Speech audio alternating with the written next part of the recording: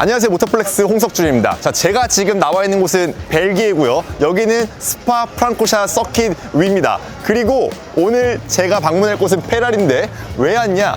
오늘 제가 WEC 스파 6시간 내구 레이스를 보러 온 거거든요.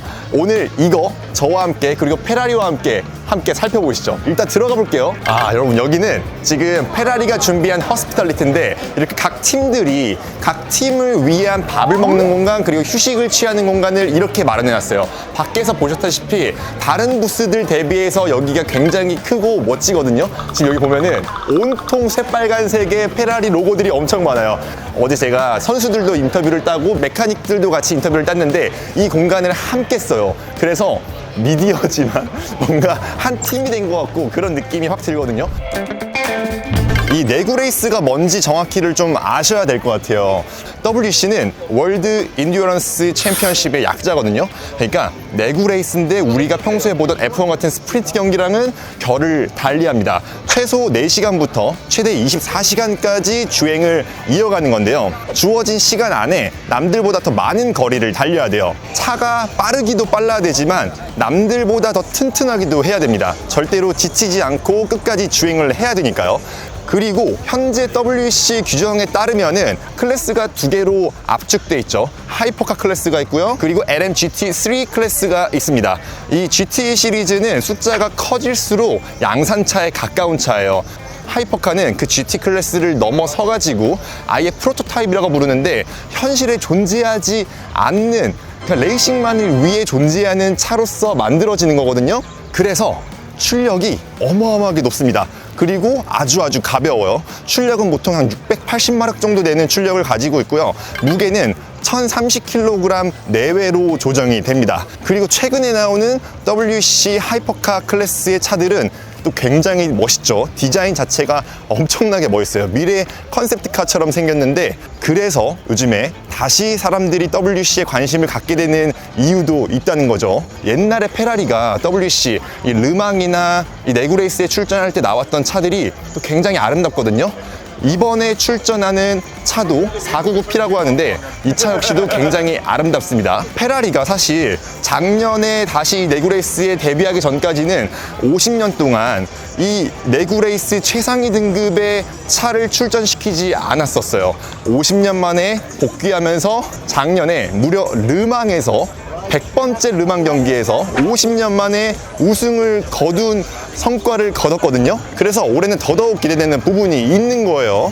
그리고 이어서 이 스파 서킷에 대해서도 좀 말씀을 드려야 될 것 같은데 F1을 보신 분들이라면 이 스파 서킷이 좀 익숙하실 거예요. F1에서는 가장 기다란 서킷이에요. 7km가 넘는 한 바퀴 주행 거리를 가지고 있고요. 보통 한 바퀴를 주행할 때 F1 같은 경우에는 1분 40초대 속도를 기록하고요. 이 내구 레이스 하이퍼카 클래스에서는 2분 초반대 기록을 보여주는 서킷입니다. 상당히 긴 코스예요. 그리고 여기에는 그 무엇보다 유명한 코너가 있죠. 그것 때문에 사람들이 F1 안에서도 가장 인기가 많고 좋아하는 서킷이기도 한데요. 개인적으로도 지금 이 스파 서킷을 가장 좋아합니다. 그리고 이 스파 서킷이 옛날에 1920년 초반에 개장을 하면서 거의 100년이 넘는 역사를 가지고 있는데 역사적으로도 영국의 실버스톤과 그리고 르망이 펼쳐지는 그 서킷 그리고 미르부르크링이랑 거의 동급의 어깨를 나란히 하는 서킷으로 유명하단 말이에요. 근데 제가 이 서킷을 왜 좋아하냐면은 자, 제 뒤쪽으로 펼쳐질 건데 보이세요? 제 뒤쪽으로 오르주 라디옹 코너가 이어지기 때문에 많은 레이싱 팬들이 좋아하는 서킷인 거예요. 이거는 봐야 돼. 직접 보셔야 됩니다. 저게 고도차가 굉장히 크잖아요. 그리고 코너가 완만해서 12층 되는 높이를 280km의 속도로 그냥 솟구쳐 오르거든요. 굉장히 부담스러운 코너긴 한데 보는 입장에서는 그 속도감이 엄청나게 느껴집니다. 이 길이 자체가 7km에 달하잖아요. 그래서 모든 코너들이 고속 상황에서 이어지고요. 코너와 코너 중간에 스트레이트 구간들이 많이 이어지다 보니까 추월도 많이 일어나고 차의 한계를 더더욱 많이 끌어낼 수 있는 그런 서킷이에요. 그래서 개인적으로도 이 스파 서킷이 상당히 많은 재미를 줬던 기억이 있고 많은 사람들이 좋아하는 겁니다. 조금 있다가 이제 본격적으로 퀄리파잉을 시작하거든요. 이 전에 프랙티스 기록을 잠깐 살펴보면은 페라리가 상당히 좋은 기록을 좀 세우고 있어요. 첫 번째 프랙티스에서는 원투를 기록했고요. 기록이 되게 인상적이에요. 2분 4초대를 기록했습니다. 어쩌면 퀄리파잉 때 가장 높은 순위에서 시작할 수 있을 것 같은 느낌이 들어요. 그만큼 페라리가 F1에서 갈고 닦았던 공력 성능, 그게 특히 이 스파 서킷에서 가장 중요하게 작용을 할 건데 그런 노하우들이 많이 반영된 것 같거든요. 자, 여러분, 저는 지금 오르지 라디옹이 딱 보이는 이 코너에 있는 스탠드 쪽으로 와 있거든요. 지금 1분 뒤면은 비로소 퀄리파잉이 시작합니다. 제 뒤로 보이는 저 코너, 제가 이 스파 서킷이 가장 재밌다고 말한 코너가 바로 여기 때문인데요. 여기 오르지부터 라디옹까지 올라오는 코너에서 공력 성능이 제대로 받쳐주지 않으면은 제대로 올라올 수가 없거든요. 풀악셀을 아예 못해요. 지금 제 뒤로 차들이 지나가고 있는데 퀄리파잉이 시작한 겁니다. Huge accident. And that's really significant. That's one of 2 pole-earning drivers this season. Alex Malinkin. Oh, it's such a slow getaway, wasn't it, as the rear came round? Yeah. It happened so slowly. The annoying thing for him, he would have felt it so early, but it just wasn't coming back. It's almost the worst possible angle for the car. 자, 아까 퀄리파이를 봤던 거는 저희가 LM GT3 클래스를 좀 보고 있었는데 마지막 순간에 이게 얼마나 위험한 코너인지 아까 말씀드린 것처럼 두 눈으로 확인할 수가 있었습니다. 바로 앞에서 사고가 나는데 그 포르쉐의 트랙션이 잃는 그 순간이 되게 적나라하게 들어가더라고요. 저 오르지 라디옹 코스를 지나면서 다운포스가 충분히 확보되지 않은 차, 아니면은 다운포스가 확보되더라도 잠깐의 트랙션을 잃는 그 순간 사고가 나더라고요. 야, 이거를 두 눈으로 확인하니까 다시 한번 스파 서킷의 무서움이 느껴지고 이 서킷이 얼마나 빠른 속도로 매 코너를 지나가는지도 알 수 있었습니다. 자, 오늘은 하루가 지나서 결승전이 벌어지는 그 날에 왔습니다.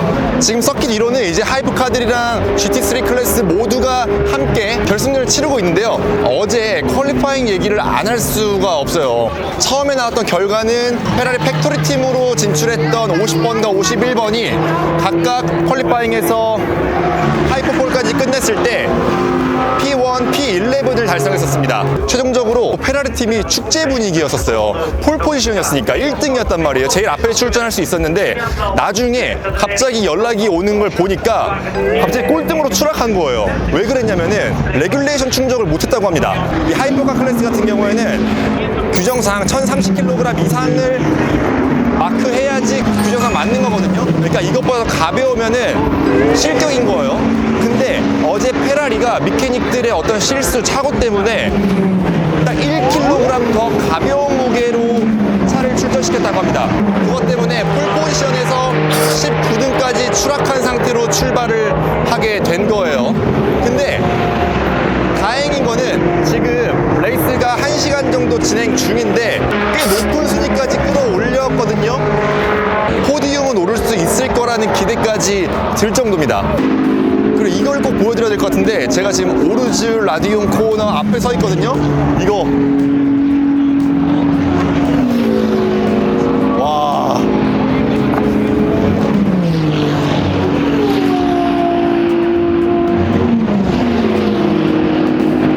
TV에서만 봤던 오르즈 라디옹 코스인데 이거를 직접 하이퍼카가 오르는 순간을 맞이하니까 생각보다 훨씬 빠릅니다.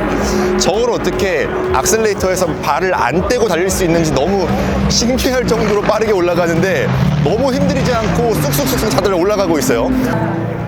자, 이제 레이스는 1시간 반 정도를 흘러가지고 이제 남은 레이스 시간은 4시간 35분 정도를 가리키고 있습니다. 이게 1시간 정도 지나니까 일단 PT를 다들 한 번씩 했는데 지금 상황에서 페라리의 기록이 생각보다 굉장해요. 지금 페라리가 이렇게 굉장한 역주를 통해서 11등에서 출발했던 51번 페라리 팀이 지금 2등에 올라 있습니다. 와, 엄청난 역주예요, 진짜. 그리고 83번 노란색 페라리 같은 경우에는 4등에 올라 있고요. 꼴찌에서부터 출발했던 50번 페라리 같은 경우에는 6등에 올라 있습니다.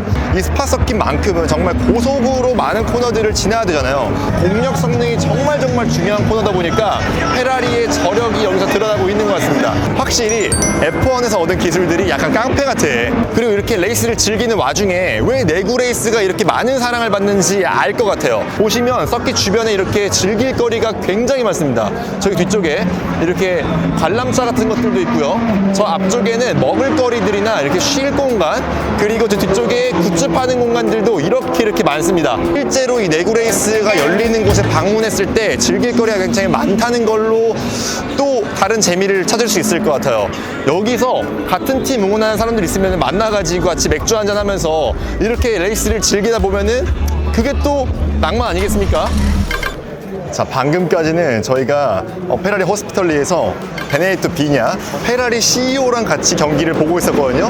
근데 지금 저희가 어디를 가냐면요, 저희 경기 도중에 잠깐 게러지 투어를 가기로 했습니다. 제 뒤로 지금 페라리 게러지입니다. 지금 저기 이 바깥쪽에서 보이는 풍경도 남다르거든요. 잠깐 보여드리면, 여기 봐봐요. 이 카울 같은 것들도 이렇게 보이고, 사고가 나는 경우에는 저걸 바로 교체를 해야 되니까 저렇게 있는 거예요. 그리고 여기 뒤쪽으로 보시면은 타이어들도 이렇게 세트가 있죠. 저기에는 미디움 타이어 보이고, 지금 당장 갈아야 될 하드 타이어 같은 것들도 보이는데요. 여기는 지금 비 오는 상황에서 바꿀 만한 이런 타이어들도 같이 준비하고 있습니다. 그리고 여기 하이퍼카는 전부 다 미쉐린에서 타이어를 공급하거든요. 파일럿 스포츠 뭐라고 써있나? 파일럿 스포츠라고만 써있네요. 이런 것들도 보는 재미가 있어요. 쏠쏠합니다. 아, 멋있어. 실제로 보면 더욱더 쫀쫀해 보이고 두꺼운 타이어인데, 저기 보세요. 이미 쓴 타이어 보면은 그 타이어 똥이 굉장히 많이 붙어 있죠. 저게 이제 달아있는 타이어예요. 근데 아직 쓸 수 있는 것 같아. 다 닳지 않아가지고 혹시 필요할 때 더 쓰는 타이어이지 않을까라고 추측을 해볼 수 있을 것 같아요. No video, no photo, nothing. 오케이. 자, 이제 게러지 투어를 하고 나가고 있는데, 게러지 투어가 피트인 상황에 투입되는 장소에서 다 같이 집권하는 뭐 그런 느낌이었어요. 근데 이 게러지 투어 도중에 엄청난 드라마가 발생했습니다. 그러니까 페라리가 1, 2등에서 굉장히 격차를 많이 짜오. 그렇지. 헬로.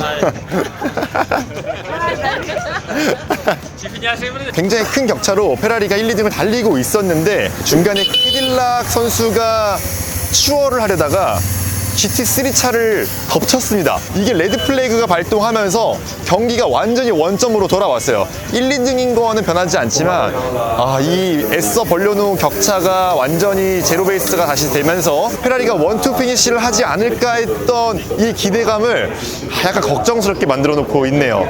일단 경기는 1시간 반 넘게 남아있기 때문에 끝까지 지켜봐야 알겠지만, 마지막까지 긴장을 놓지 못하는 상황을 만들어 버리는 거, 이게 또 내구 레이스의 묘미 아니겠습니까? 끝까지 한번 지켜보도록 하겠습니다. 자, 이제 경기가 한 48분 정도 남아 있거든요. 근데 아까 1시간 반 정도? 한 2시간 정도 남아있을 때 레드 플레이가 떴잖아요. 그 캐딜락이 무리하게 추월을 하면서 벌어졌던 그 상황 때문에. 근데 이게 지금 1시간 넘도록 이렇게 경기가 재개를 안 하고 있어요. 내구 레이스는 시간 자체가 경기의 진행 상황을 나타내다 보니까 축구처럼 어떤 상황이 발생했을 때 그냥 그 시간이 다 차면은 끝나는 거예요. 지금 레드 플래그 상황이 정리될 때까지 시간은 고스란히 줄어들고 있는데 이렇게 애가 타는 상황이 반복되는 겁니다. 근데 진행 상황을 보니까 다시 재개는 할 것 같아요. 자, 한번 끝까지 경기 한번 살펴보도록 하시죠. 자, 여러분, 레드 플래그가 뜬 지 이제 1시간이 훌쩍 넘은 시간에 레드 플래그가 해제가 됐거든요. 근데 FIA 운영 측에서 1시간 44분의 추가 시간을 더해놨습니다. 와, 그래서 스파 6시간이었는데 스파 7시간 44분이 된 거예요.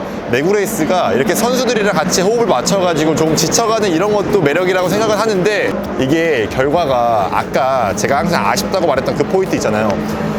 충분히 간격을 벌려놨었는데 지금 간격이 좁아지다 보니까 변수가 발생했어요. 페라리가 3등, 5등으로 내려왔습니다. 중간에 토요타가 많이 들어가 있고요. 그리고 포르쉐 팀이 다시 1, 2등으로 올라가 있어요. 이거 우승하면서 끝내는 게 제가 예상했던 그림인데 너무 아쉽게 됐어요. 일단 내구 레이스는 끝날 때까지 결과를 아무도 예측할 수 없는 거니까 또 어떤 드라마가 썰릴지 보시죠. 이제 경기가 좀 막바지를 향해서 달려가고 있습니다. 지금 경기가 남은 시간은 한 6분 정도 남아 있는데요.